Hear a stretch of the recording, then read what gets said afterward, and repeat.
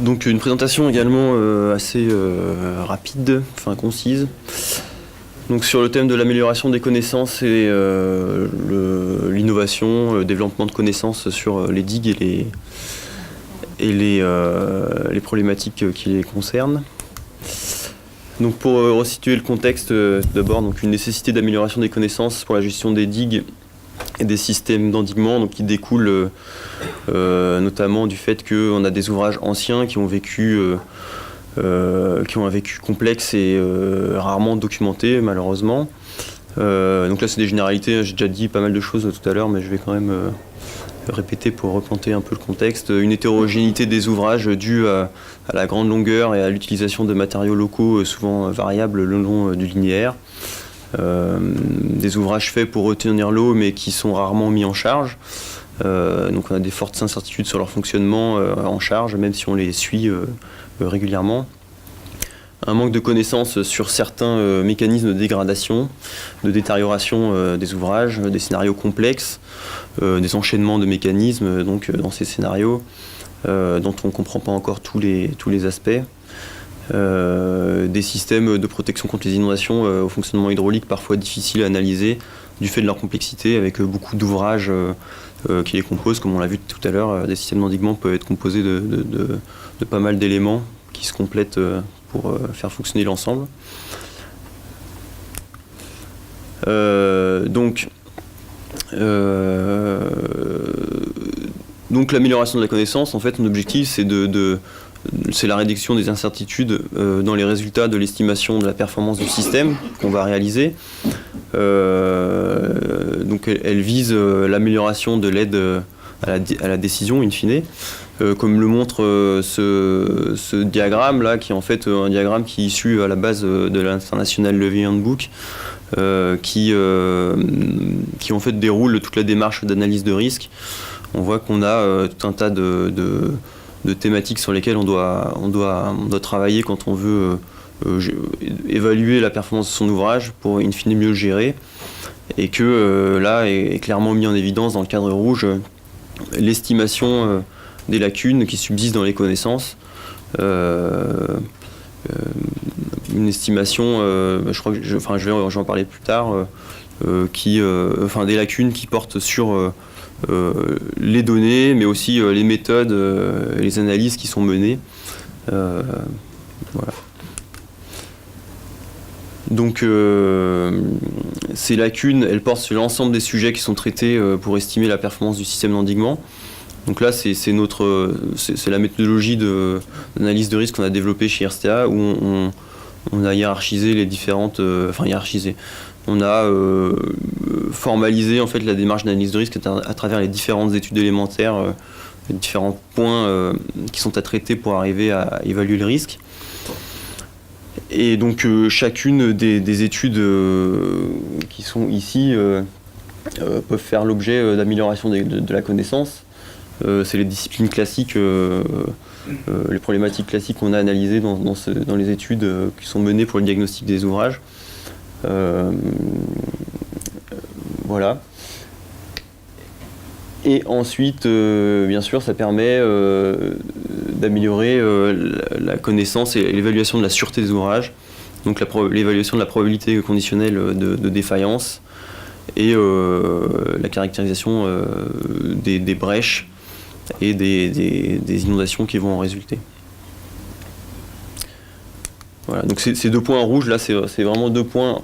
Tout ça, finalement, c'est des disciplines qui sont assez maîtrisées aujourd'hui. Là, par contre, il y a encore pas mal de travail de recherche-développement à mener, notamment là pour ce qui concerne les brèches. Les brèches, c'est des interactions entre des phénomènes finalement de mécanique des sols et d'hydraulique. Le couplage de ces phénomènes est aujourd'hui assez mal compris et modélisé. Donc ça c'est la caractérisation des brèches, pardon.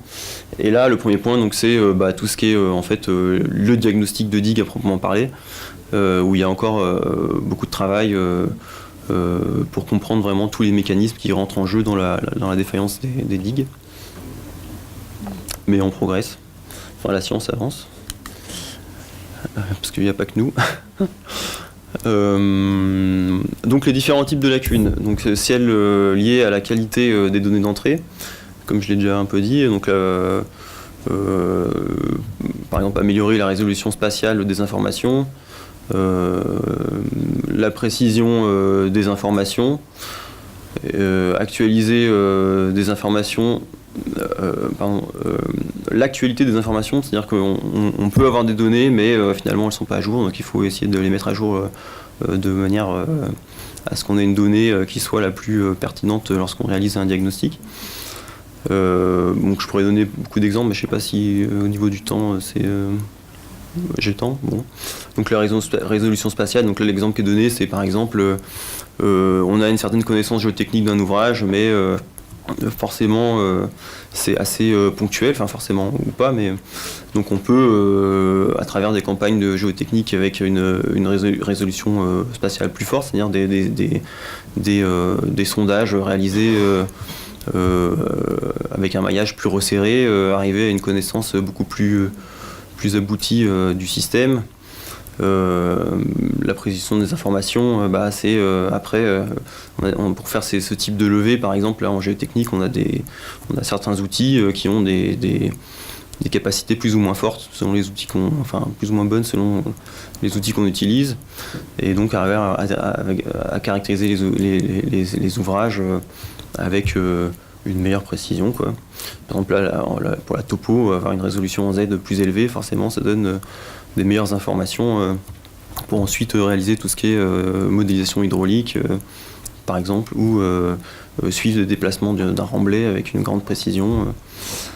Voilà.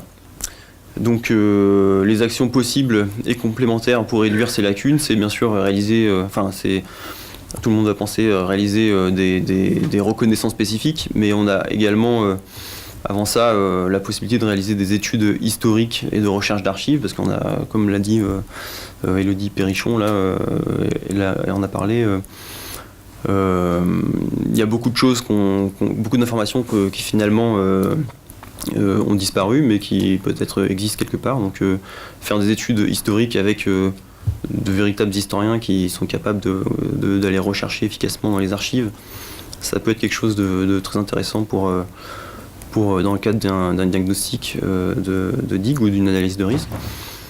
On peut procéder également au renforcement du suivi, la surveillance des ouvrages de la zone protégée, du milieu haut, avec une utilisation d'outils et de méthodes de mesure et de prise d'information plus performants. Et enfin, donc, procéder à des reconnaissances spécifiques avec des outils, pareil, de la même manière, de mesure et de prise d'information plus performants pour avoir des résultats plus robustes. On a également les lacunes liées à la qualité des analyses qui sont menées. Donc en termes de connaissance et de compréhension des phénomènes qui sont en jeu. De pertinence et donc sont liés à la pertinence et à l'incertitude des modèles qui sont utilisés, donc des modèles soit experts, soit calculatoires, qui sont utilisés pour caractériser ces phénomènes. Et c'est lié enfin aux méthodes de caractérisation des paramètres qui sont identifiés dans les lois qui sont utilisées. Donc là, les actions possibles et complémentaires, c'est bien sûr l'analyse des retours d'expérience sur des cas d'études et sur des contextes équivalents, et bien sûr la recherche et la R&D. Donc quelques remarques, les lacunes ne sont pas rédhibitoires, elles existent et on ne peut pas forcément les réduire lors d'une étude donnée, donc il faut accepter d'avoir des incertitudes. Les incertitudes sur les données d'entrée et sur les résultats d'analyse doivent être évaluées et affichées dans le cadre des études. C'est une donnée à prendre en compte dans l'aide à la décision. Et enfin, identifier et hiérarchiser les lacunes dans la réalisation des études et les communiquer au sein de la profession permet d'identifier des priorités de recherche et de développement et d'entretenir une bonne synergie entre recherche et acteurs de la gestion des digues. Alors, très rapidement, quelques exemples de thèmes sur lesquels la recherche avance et avec des projets. Alors je vais pas détailler tous les projets, mais bon, parce que j'ai pas le temps. Les grands thèmes de recherche et développement actuellement, c'est la recherche sur les mécanismes liés à l'érosion interne et externe. Avec aujourd'hui des approfondissements nécessaires sur par exemple la résistance à la surverse, les phénomènes d'affouillement, la durabilité des ouvrages et des matériaux en terre, et la résistance aux sollicitations cycliques telles les sollicitations marines. On a aussi des projets de recherche sur les méthodes de réparation et de confortement des digues, avec la préparation d'un guide dans le cadre d'un groupe de travail CFBR sur les confortements des digues, un guide qui est en cours de finalisation. Également des travaux sur la reconnaissance et la surveillance, sur les moyens de reconnaissance et de surveillance des digues. Avec, on a déjà parlé, le projet d'Hydro par exemple, qui va essayer de voir comment on peut utiliser les drones pour la surveillance, et aussi des projets sur comment faire évoluer les méthodes géophysiques et mieux les utiliser en interaction avec les études géotechniques et l'outil, la géotechnique, la fibre optique, qui est une technologie aussi qui s'avère assez prometteuse, qui peut être un outil utilisable pour les ouvrages à long linéaire.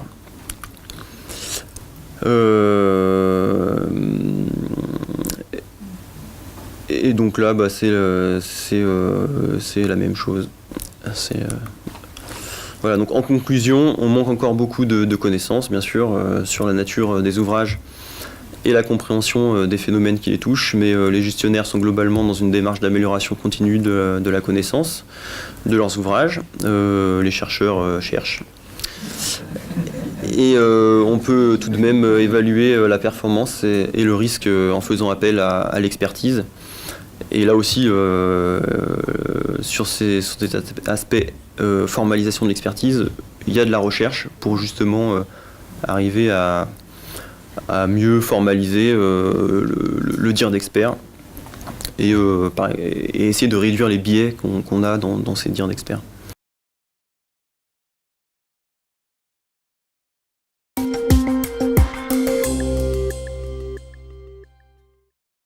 Donc on a notre guide sur donc il y a le guide CEREMA qui est sorti, qui est plus synthétique et vraiment très proche du texte réglementaire et qui explique les grandes lignes de la réalisation d'une EDD dans le format 2015.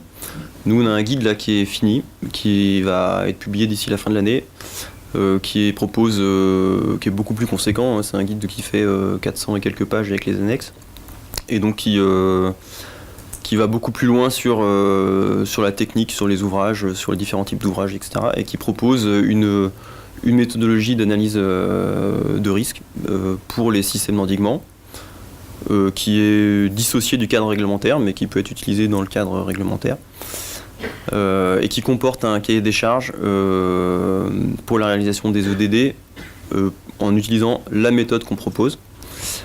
Après, il y a aussi un cahier des charges pour lequel c'est le CEREMA en fait qui tient la plume, qui est en cours de préparation et qui sera en cohérence, hein, mais qui lui sera qui sera moins, qui proposera pas une méthode quoi, mais plus une trame générale de cahier des charges quoi, et qui devrait sortir dans les mois qui viennent.